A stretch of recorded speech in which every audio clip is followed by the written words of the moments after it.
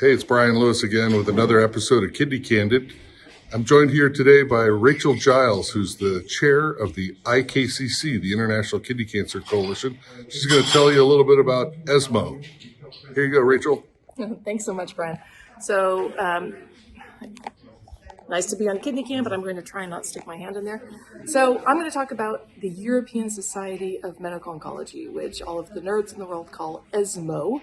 This is like ASCO. Many of you know ASCO, perhaps the American Society of Clinical Oncology, but this is the European version. We're in Paris, Brian and I, right now. We just spent 4 days in conferences.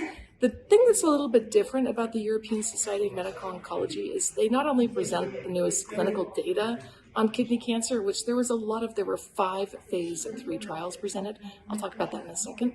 But they also have a patient advocacy track, and that's really meant for individuals who are interested in advocating for their cancer type. And it trains them, it teaches them what other groups are doing, it talks about things we all have in common.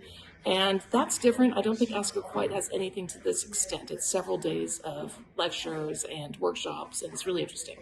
So I took part of that. I even had a scholarship. They paid for me to go there, so that was another thing that I don't think ASCO does. And it's been a great meeting. So for kidney cancer specifically, I mentioned there were 5 major trials that reported at ESMO this year. Like ASCO, it's one of those meetings where some of that new news really comes out and it's received. 3 of those trials were about so-called Adjuvant Trials, and that talked about drug treatment after surgery to reduce the risk that the cancer might come back after surgery. And those trials were actually made us think a lot because they weren't positive data. They showed no difference with treating patients with drugs after surgery than they had shown with treating patients with just a placebo.